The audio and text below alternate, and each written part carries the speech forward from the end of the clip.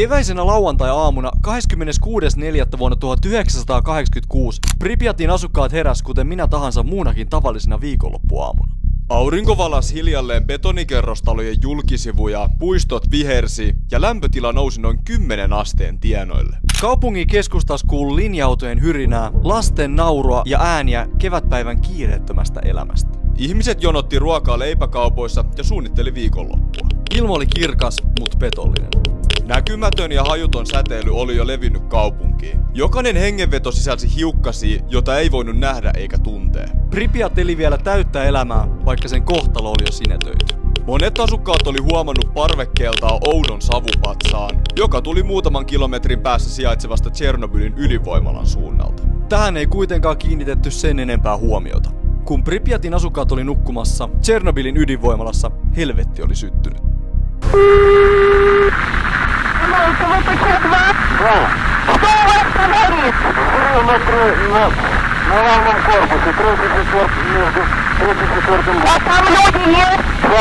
Pimeän yön aikana rutiininomaiseksi tarkoitettu turvallisuustesti johti sarjaan virheitä ja lopulta ydinvoimalan reaktorin räjähdykseen. Pelastajat saapu paikalle tietämättä, että he oli just astunut omaa kuolemaansa ja keskelle historian vakavinta ydinonnettomuutta. Tää yö käynnisti tapahtumaketjun, joka johti maailman suurimman aavekaupungin Pripjatin syntyyn.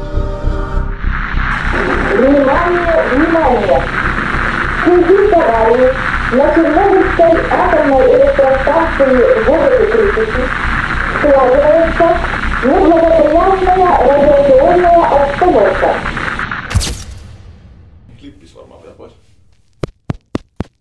Näkyyköhän toi? Sitten mennään. Pripjat oli Neuvostoliiton ylpeys. Se ei ollut satunnaisesti syntynyt kylä, vaan huolellisesti suunniteltu tulevaisuuden kaupunki. Pripjat perustettiin vuonna 1970 ja kaupunki rakennettiin alusta asti suunnitelmallisesti tyhjästä, keskelle Pohjois-Ukrainan metsäisiä tasankoja. Kaupunki ympäröi osittain koskemattomat kauniit metsät, jokia ja järviä. Se edusti kaikkea sitä, mitä Neuvostoliitto halusi näyttää maailmalle. Järjestystä, tehokkuutta ja edistystä. Kaupunki toimi esimerkkimallina siitä, mihin sosialistinen suunnittelutalous parhaimmillaan pystyy. Kaikki kaupungissa oli uutta, kerrostalot kohos nopeasti, infrastruktuuri rakennettiin tehokkaasti ja elämä järjestettiin sosialistisen ihanteen mukaisesti. Ilmainen terveydenhuolto, koulutus, kulttuuritarjonta ja työllisyys. Pripjat oli nuori ja moderni. Keskustassa oli laaja aukio, jonka ympärillä sijaitsi kaikki tarpeellinen. Hotelli, poliisia, ostoskeskus, kahviloita ja apteekkeja. Lapsille oli päiväkoteja, koululaisille modernit oppilaitokset ja aikuisille teatteri, elokuvakeskus ja uimahalli. Nämä kadut oli nimetty neuvostoaatteen mukaan ja julkiset rakennukset heijasti aikakauden ideologiaa. Jokaisella oli asunto ja jokaisella oli työtä. Urheilukeskukset ja kirjastot loi yhteishenkeä ja tuki uuden neuvostoihmisen kasvatusta. Tämän kaupungin asukkaiden keski-ikä oli vaan 26 vuotta. Kadut täytty lastenvaunuista ja viikonloppuisin puistot täytty nuorista pareista ja eläkeläisistä. Pripjat oli kaupunki, jossa uskottiin tulevaisuuteen. Vaikka rikkaus ei ollut ulkosta, niin silti moni piti elintasoaan korkeana. Pripjatissa ei tunnettu köyhyyttä tai työttömyyttä. Vaikka Pripjat rakennettiin ihmisille, sen olemassaolon perimmäinen syy oli vain yksi. Tšernobylin ydinvoimala. Vaan muutaman kilometrin päässä kaupungista nousi valtava energiakompleksi, Neuvostoliiton uusi ylpeys. Tšernobylin ydinvoimalasta oli määrä tulla yksi maailman suurimmista ja tehokkaimmista. Järjestelmä, joka tuottaisi sähköä miljoonille ihmisille ja vahvistaisi Neuvostoliiton teknologista kunnianhimoa. Pripjat oli suunniteltu tukikaupungiksi tälle uudelle laitokselle. Yli puolet kaupungin aikuisista työskenteli voimalassa tai siihen liittyvissä tehtävissä. Perheiden arki ja tulevaisuus oli kiinteässä yhteydessä reaktoreiden tuottamaan energiaan. Kaupunki ja voimala eli rinnakkain. Päivisin busseilla kuljettiin työvuoroihin voimala-alueelle ja iltaisin palattiin Pripjatin asuntoihin, jos odotti lapset, päivällinen ja neuvostotelevision uutiset. Ydinvoimaa ei pelätty, sitä ihailtiin. Neuvostokansalaisille reaktorit edusti kehitystä ja tehokkuutta. Nämä Pripjatin asukkaat saattoi ylpeinä kertoa työskentelevänsä tulevaisuuden energian parissa. Se oli arvostettu ala ja siihen liittyi vakaus ja yhteiskunnallinen arvostus. Lapsille opetettiin koulussa, kuinka ydinvoima oli puhdasta ja voimavara, joka rakensi parempaa huomista. Tšernobylin ydinvoimala ei ollut pelkkä energiakeskus, se oli osa suurta neuvostotarinaa. Laitos koostui 4 massiivisesta reaktorista ja sitä ympäröivistä turbiinihalleista, jäähdytysjärjestelmistä ja hallintorakennuksista. Päivittäin voimalan valtava kapasiteetti syötti sähköä miljoonille. Ja tämän ydinvoimalan suunniteltiin kasvavan vielä suuremmaksi, sillä 5. ja 6. reaktori oli jo rakenteilla. Kaikki näytti edistyvän. Tšernobyl oli osoitus siitä, että Neuvostoliitto pystyi hallitsemaan atomienergiaa ainakin paperilla. Muutama päivä ennen vappua, 25. huhtikuuta iltapäivällä, Tšernobylin reaktori 4 alettiin valmistella huoltoa varten. Ydinvoimalan apulaispääinsinöörin Anatoli Dyatlovin johdolla päätettiin suorittaa niin kutsuttu turvallisuustesti. Aikataulu oli jouduttu siirtää iltaan, jolloin vuoroon oli tullut uusi miehistö, joka oli vähemmän kokenut ja huonommin perehdytetty. Reaktori ajettiin matalalle teholle, mikä teki siitä epävakaan. Useita turvajärjestelmiä ohitettiin ja tilanteen hallinta alkoi lipsua käsistä. Työntekijät katsoi toisiinsa hämmentyneinä, kun reaktori alkoi käyttäytyä oudon arvaamattomasti. He ei vielä tiennyt, että kohtalokas ketjureaktio oli jo käynnissä. Keskellä yötä 26. huhtikuuta kello 1.23 reaktori ajautui kriittiseen tilaan. Teho nousi äkisti ja muutamassa sekunnissa tapahtui 2 valtavaa räjähdystä. Ensimmäinen räjäytti reaktorin kannen ja toinen räjähdys repi rakenteet auki. Ilmaan sinkosi säteilevää materiaalia, grafiittia ja palavaa polttoainetta. Tšernobylin taivas hehkui oranssina. Tulipalo riehui hallitsemattomasti ja reaktorista nousi iso savupatsas, joka oli täynnä radioaktiivisia hiukkasia. Heti räjähdyksen jälkeen paikalle hälytettiin palomiehiä ja laitoksen työntekijöitä sammuttamaan tulipaloa. Heillä ei ollut mitään suojavarusteita ja he olivat täysin tietämättömiä vaarasta.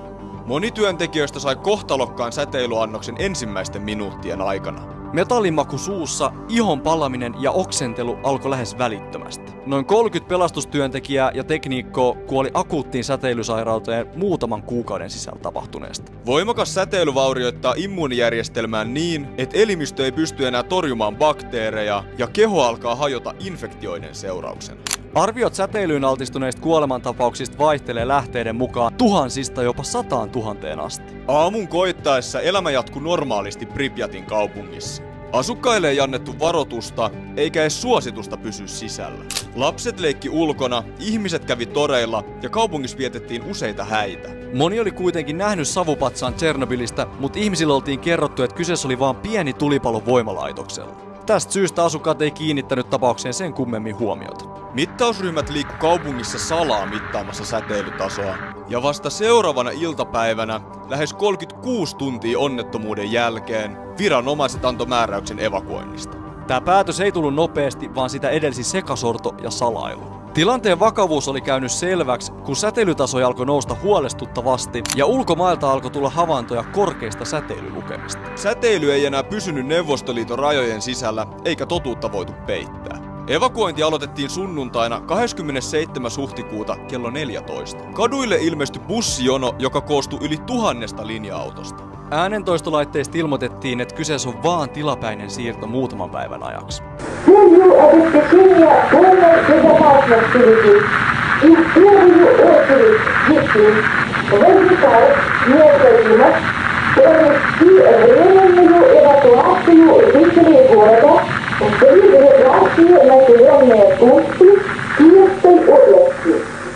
Ihmisille annettiin lupa ottaa mukaan vaan välttämättömät tavarat. Esimerkiksi asiakirjat, vähän ruokaa ja henkilökohtaisia tarvikkeita. Monet lähti kodeissaan uskossa, että he palaisivat muutaman päivän päästä.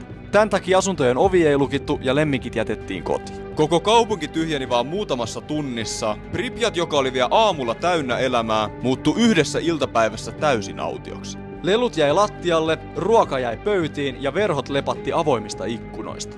50 000 asukkaan kaupunki tyhjeni vaan muutamassa tunnissa. Pripjatin ja Tšernobylin alueen evakuointi vuonna 1986 oli yksi suurimmista rauhanajan evakuoinneista maailman historiassa. Lopulta yli 116 000 ihmistä evakuointiin vuoden 1986 aikana vaaravyöhykkeeltä. Heti onnettomuuden jälkeen säteilyyn kuoli noin 30 ihmistä, mutta pitkäaikaisen säteilyaltistuksen seurauksena on raportoitu tuhansia ylimääräisiä syöpätapauksia. Evakuoinnin jälkeen Pripjat eristettiin. Armeija sulki kaupungin rajat ja alue julistettiin osaksi niin sanottua suljettua vyöhykettä. Säteilyasiantuntijat, sotilaat ja siivousryhmät kulki suojapuvuissaan hylättyjen rakennusten läpi. He etsi saastuneita esineitä, dokumentoi säteilytasoja ja yritti rajoittaa katastrofin leviämistä. Kaupungissa ei enää kuulunut lasten naurua tai linja-autojen hyrinää, ja ajan myötä luonto valtasi kadut.